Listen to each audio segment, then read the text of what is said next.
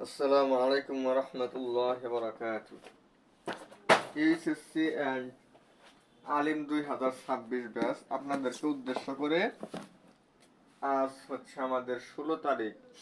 যে অধ্যায়টি আজকে পড়াবো সে অধ্যায়টি হচ্ছে ত্রিকোণমিতিক অনুপাত। একদম সহজ একটি অধ্যায়, যে অধ্যায়টি আপনারা বিগত নবম দশম শ্রেণীতেই পড়ে আসছেন। আজকে জাস্ট একটু রিভিউ করব কোন কোন অধ্যায়ের সাথে মিল আছে নবম দশম শ্রেণীর। যদি বলি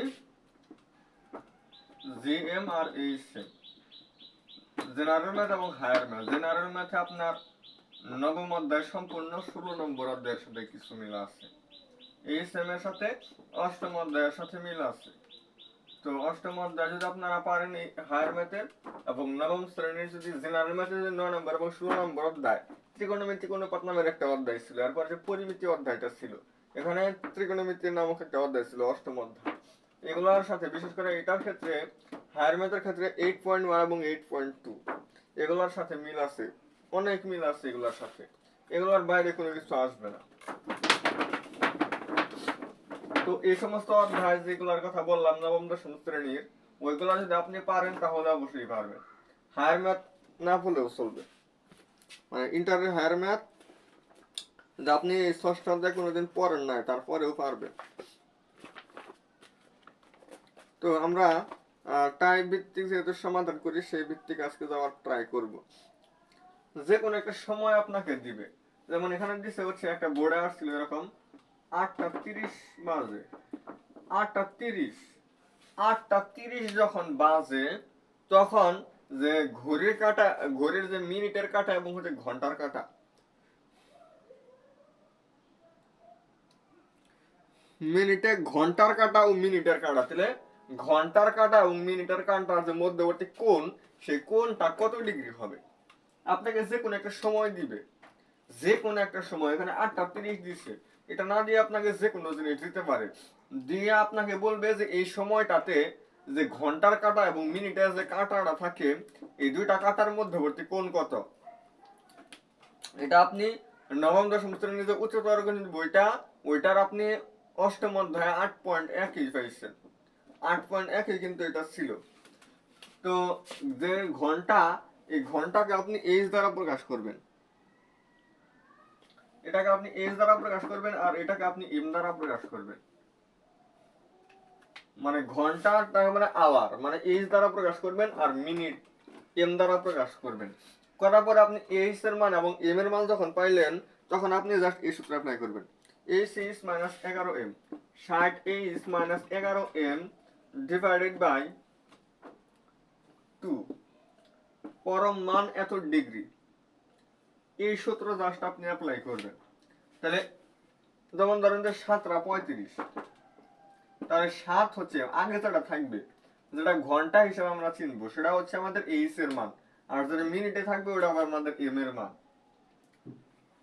আমরা এই সূত্রে অ্যাপ্লাই করবো। 60h থেকে 11m বাদ দিব, যেটা হবে ওটাকে 2 দ্বারা ভাগ করে ডিগ্রিতে দিব। তো 60h, এইচ বলতে এখানে 8 কে বোঝানো হয়েছে, মানে 11 ইন্টু এম বলতে 30 কে বোঝানো হয়েছে, ডিভাইডেড বাই 2 এত ডিগ্রি। তাহলে আপনি হিসাব করেন, এই 60 এবং 8 গুণ করলে কত হয়, 480।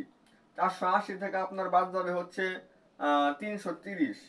480 থেকে 330 করে থাকবে হচ্ছে কত, 150, মানে 75 হবে। 2 দ্বারা ভাগলে 75, তাহলে 75 ডিগ্রি হয়। কত হয়েছে আপনাদের, 75 ডিগ্রি। এটা ক্যালকুলেশন করলে আমাদের আসবে 75, আর উপরে হচ্ছে আমাদের ডিগ্রি। তাহলে যখন 8টা 30 বাজে, তখন ঘন্টার কাঁটা এবং মিনিটের কাঁটার মধ্যবর্তী কোণ হয় 75 ডিগ্রি। এরকম যে কোনো একটা সময় যদি এটা যদি বলি 7টা 35 বাজলে কত হবে, এটা হচ্ছে এইচ এর মান আর এটা হচ্ছে এম এর মান। 60h মাইনাস হচ্ছে 11 ইন্টু এম 35 ডিভাইডেড বাই 2, এটা হবে আমাদের ডিগ্রি। এটা ক্যালকুলেশন করবো, হিসাব করবে, এটাকে 7 দ্বারা গুণ করবো 420, আর এটা গুণ করলে এখন কি আসবে, যাই হোক একটা কিছু আসবে এখানে।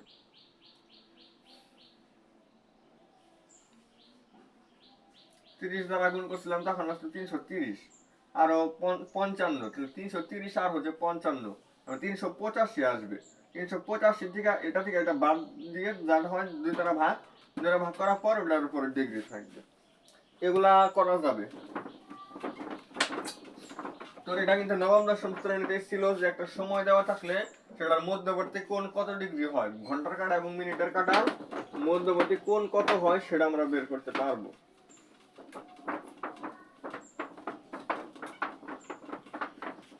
এরপরে একটা ত্রিভুজের 3টা কোণ দিয়ে দিছে, 3টা কোণের অনুপাত 3:4:5, 3:4:5, 3টা কোণের অনুপাত দিয়ে দিছে।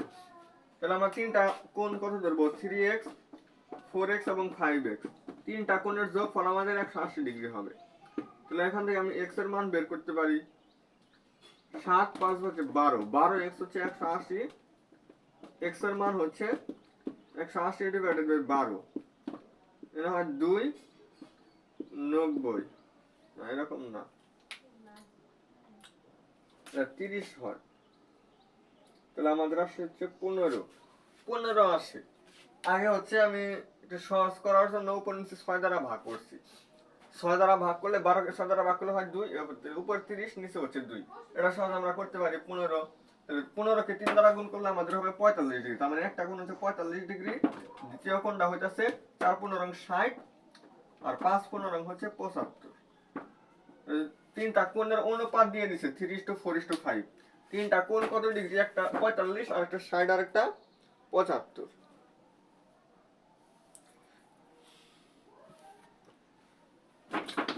এরপর হচ্ছে আমাদের এই যে বৃত্ত সম্পর্কিত বিষয়, এগুলা হচ্ছে আমাদের কি,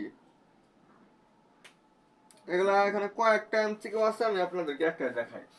এটা বৃত্তর এই হচ্ছে কেন্দ্র থেকে পরিধি পর্যন্ত যে দূরত্ব, এটাকে বলা হয় ব্যাসার্ধ, যেটাকে আমরা আর লিখি। আর এখানে একটা কোণ উৎপন্ন করলো থিটা, তাহলে এজ এর মধ্যবর্তী দূরত্বটাকে আমরা বলবো হচ্ছে এস। এস ইকুয়াল হচ্ছে আমাদের আর থিটা। থিটাটা কখন দেওয়া থাকবে, তখন হচ্ছে রেডিয়ানে, আর ডিগ্রিতে নিলে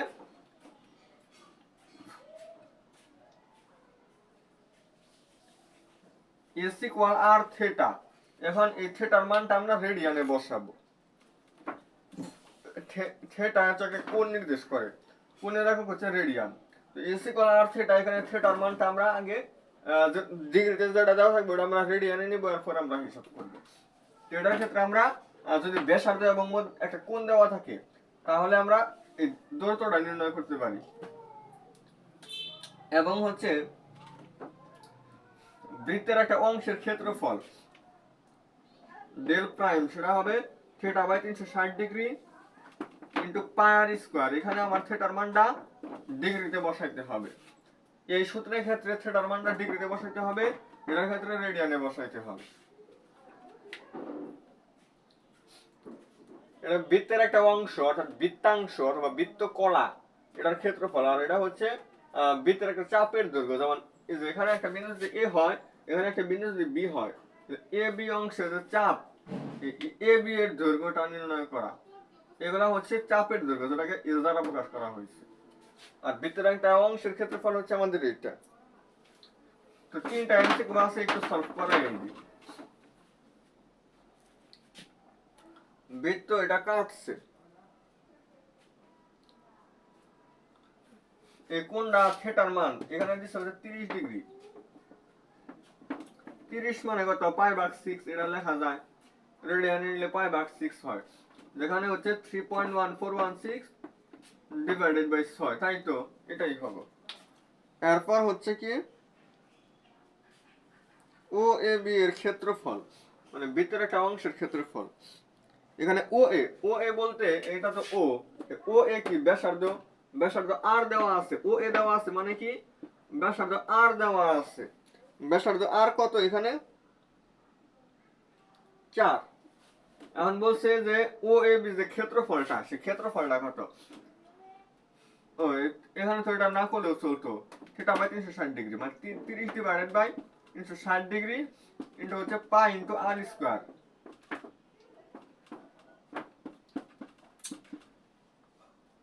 16, এটা 12 4 দ্বারা কাটলে এখানে হয় 4, এখানে হয় 3, 3π/4। এবার হচ্ছে পায়ের জায়গায় আপনি 3.1416 বসাবেন।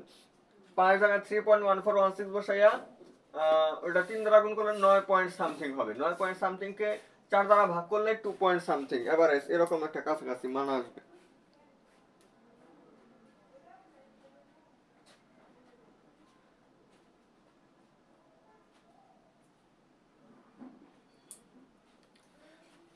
হ্যাঁ, সেটা আবার 360 ডিগ্রি ইন্টু পাই আর স্কয়ার, এটা অ্যাপ্লাই করে দিলেই হয়ে যাবে। এরকম কিছু ম্যাথ আমাদের এখানে আছে। চাপ দিয়ে দিবে, ব্যাসার্ধ দিয়ে দিবে, ব্যাসার্ধ না দিয়ে অনেক সময় ব্যাসও দিতে পারে। ব্যাসকে অর্ধেক করলেই ব্যাসার্ধ পাওয়া যাবে। তো এখানে এই ম্যাথগুলো আমরা পারবো। এরপর আমাদের আরো একটা টাইপ, এখানে একটা অনুপাতের মান দিয়ে দিচ্ছে, যেমন tan থিটার মান দিয়ে দিচ্ছে।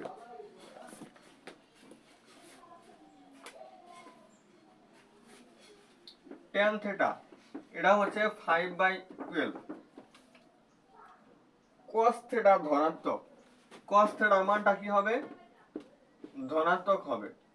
আচ্ছা, cos থিটা ধনাত্মক, sin থিটার মান কত?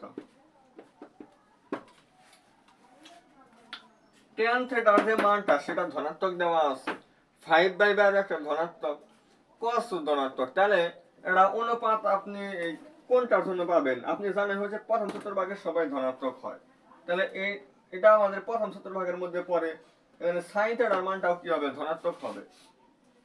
tan থিটার মান ঋণাত্মক যদি বলতো, অথবা যে কোনো একটা যদি ঋণাত্মক বলতো, তাহলে কিন্তু প্রথম চতুর্ভাগ হতো না। সবগুলা যখন ধনাত্মক হবে তখন প্রথম চতুর্ভাগে অবস্থিত হবে। যদি সাইন এবং কোসেক ধনাত্মক হয়, সাইন এবং কোসেক ধনাত্মক, বাকি চারটা যদি ঋণাত্মক হয়, সেক্ষেত্রে আমাদের এই চতুর্ভাগে হয়। আর tan কর্ডের থেকে আমাদের এটা হয়, আর cos থেকে ক্ষেত্রে আমাদের এইটা। তো এটা আমরা অবশ্যই একটু খেয়াল করব যে মানগুলো ধনাত্মক দেওয়া আছে না ঋণাত্মক দেওয়া আছে, ওই অনুযায়ী আমরা অ্যাপ্লাই করব। এবং tan থিটার মান থেকে আমরা sin থিটার মান কিভাবে বের করতে পারি? এটা বের করার জন্য আমরা ত্রিভুজ আঁকাইতে পারি। 13 লম্ব, লম্ব হচ্ছে 5, ভূমি হচ্ছে 12, এটা করলে আমাদের 13 আসবে পিথাগোরাসের উপপাদ্য দ্বারা। করার পর হচ্ছে sin থিটা, সমুদ্রে কি লবণ অনেক, তাহলে 5/13, এবং ধনাত্মক দিতে হবে, তাহলে 5/13 এই হচ্ছে আমাদের অ্যান্সার। থিটা 0 ডিগ্রি চেয়ে বড় এবং 90 ডিগ্রি, 0 ডিগ্রি থেকে বেড়ে 90 ডিগ্রি হলে, 0 ডিগ্রি থেকে বাড়তে বাড়তে কত ডিগ্রি হবে? 90 ডিগ্রি পর্যন্ত হবে। এই রেঞ্জের মধ্যে থিটার সাইন থিটার মান কত হবে? যখন 0 ডিগ্রি ছিল তখন সাইন থিটার মান হচ্ছে 0, তাহলে মানটা বাড়তে বাড়তে এখানে 1 হবে, মানে 0 থেকে 1 হবে।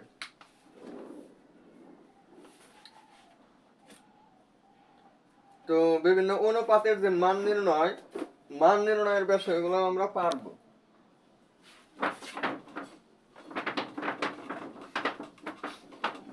এগুলা নবম শ্রেণীর, এগুলা আসলে খুব বেশি দেখানোর মতো আসলে কোনো কিছু নেই, তো এগুলা একদম ইজি। এই অধ্যায়টা আসলে পড়ানোই উচিত না, তারপরে একটু দেখাইতেছি। ডোমেন ট্রেন্স 7টা অনুপাত আছে, 6টা অনুপাত যে আমাদের আছে।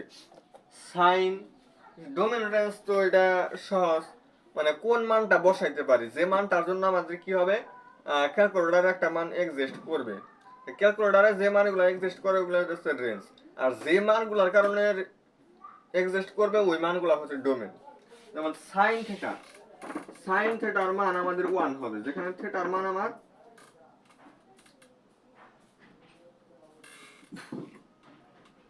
থিটার মান আমার যা কিছু হইতে পারে, আমি থিটার মান আমি যে কোনো কিছু কিন্তু বসাইতে পারি, যাই বসাই না কেন, মানে -1 থেকে,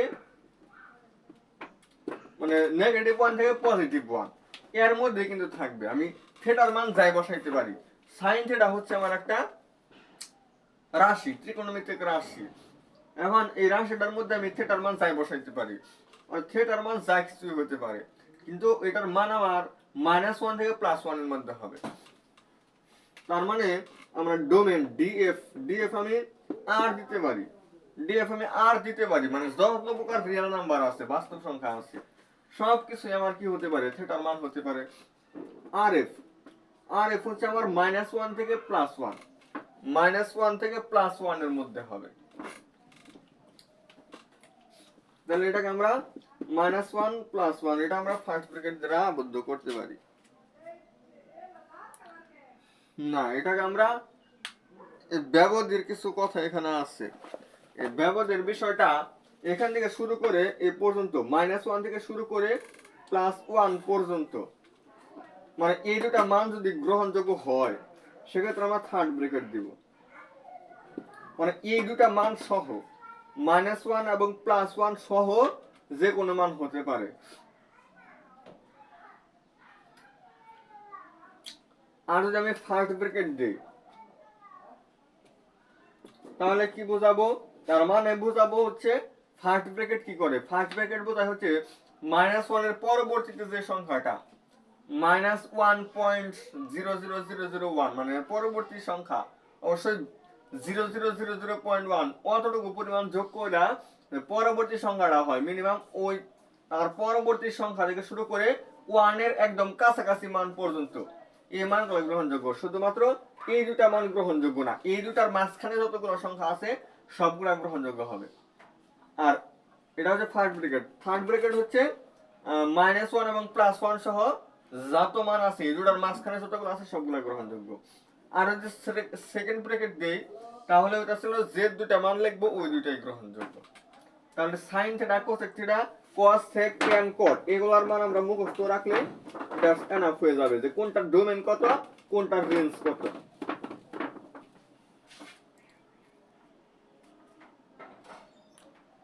এরপর পর্যায়কাল বা পর্যায় কিন্তু এটা আমাদের পরীক্ষায় আসে না, এটা প্রয়োজন নাই।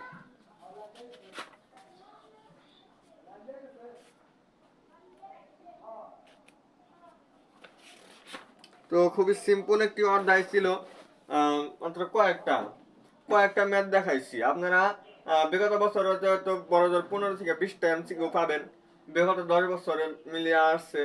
এবং ধরেন যে এই কয়েকটা সমাধান করলে আমাদের কি হয়ে যাবে, কাভার হয়ে যাবে। তো এমসিকিউ ক্লাসটি আজকে এই পর্যন্ত থাকবে, একদম ছোট্ট একটি অধ্যায়। আমরা আগামী দিন হচ্ছে আমাদের ক্লাসটা একটু বড় হবে, কারণ সংযুক্ত কোণের ত্রিকোণমিতিক অনুপাত ওই ত্রিকোণমিতির ওই ক্লাসটা আমাদের একটু বড় হবে। ওখানে অনেক বেসিক আমাদের আছে, ওইখানে ত্রিকোণমিতির সকল বেসিক আমরা আলোচনা করব, অনেকগুলো আমরা শর্টকাট দেওয়ার চেষ্টা করব। তো সে পর্যন্ত সবাই ভালো থাকেন, সুস্থ থাকেন। আসসালামু আলাইকুম রহমতুল্লাহ বারাকাতুহু।